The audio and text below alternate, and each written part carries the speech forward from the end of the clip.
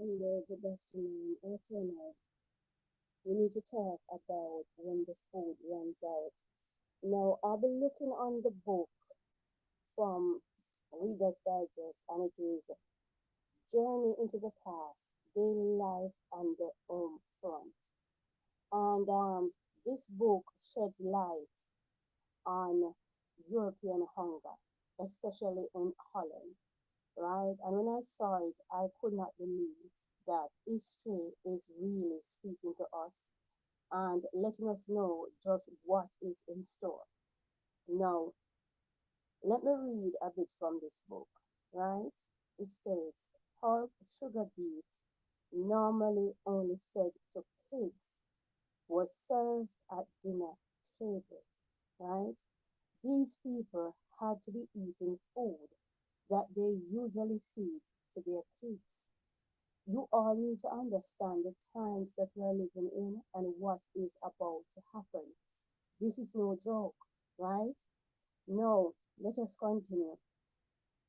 People even ate tulip bulbs. Domestic cats vanished, reappearing in butcher shop where they were presented as roof rabbit.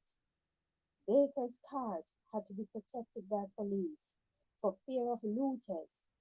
So understand what is going to happen, right? They start eating the animals as well. Cats disappear, your dogs disappear, and they're going to even start cannibalizing each other, right? We need to understand the times that we're living in and what is about to happen. And we have detailed history that tells us what happened during World War II, the hunger, right? We also have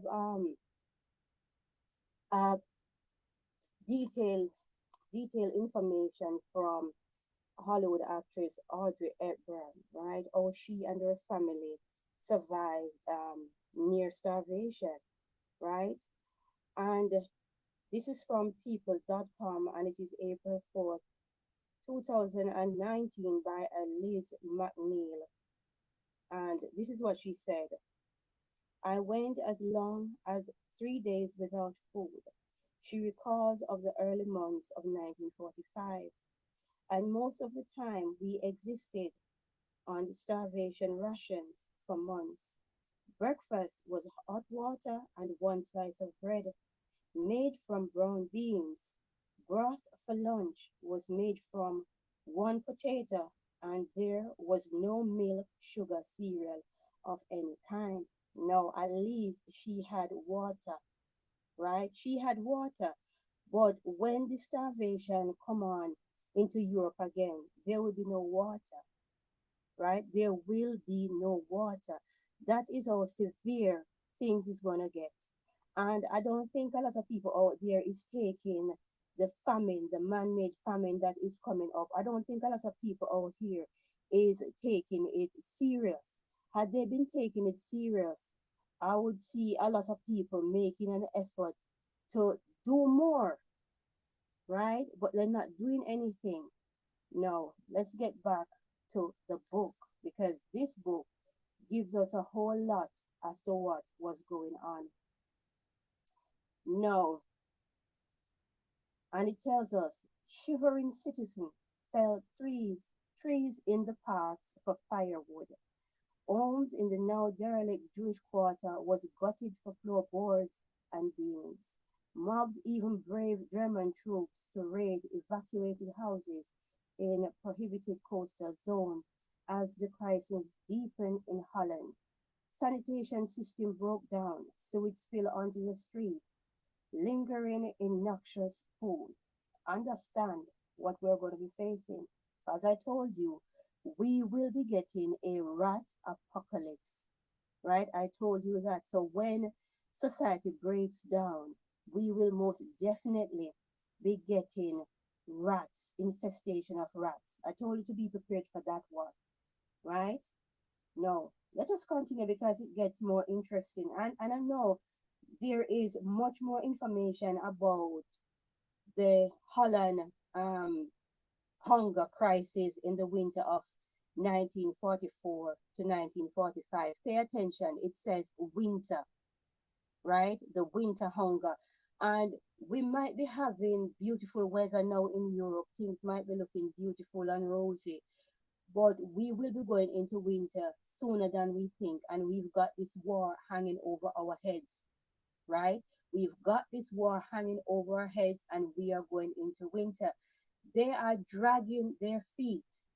They are dragging their feet. They want more frequency, more energy to put behind this war, right? And as soon as people start pushing more energy, because notice they keep putting out images saying, this poor girl, oh, poor thing, she has been damaged, she has a baby in the war. And they're just pushing for more energy to get this war going.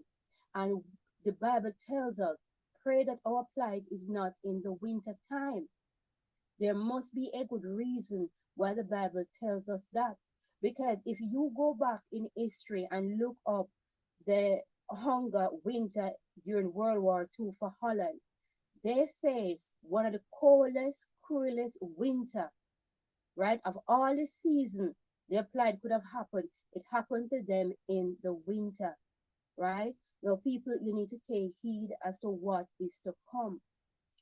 Now, let's get into some more of this book, right? It says bodies sometimes remained unburied for days because the timber shortages had left coffin in short supply. The scene in Dutch cities came to resemble the morbid images depicted in medieval pictures of the dance of death. What is going to happen is that when everything finally collapses, it's going to look like a horror movie, one of those Hollywood horror movie. That is what it's going to look like, right? Now, let us continue, right? It says, and to escape the horror, thousands started trekking out into the countryside. They headed north, especially for the farming provinces, carrying with them bundled linen, china, jewelry, and gold rings, in hopes of bartering them for peas, bacon, or beans, many dropping along the road. And those who did reach the rich farmlands often found people unwilling to do business with them. Signs reading, no bartering, were, were erected by farmers to discourage the ragged armies of frozen holiday city dwellers who arrived at their gates, right? And this is a detailed history of what happened during World War II.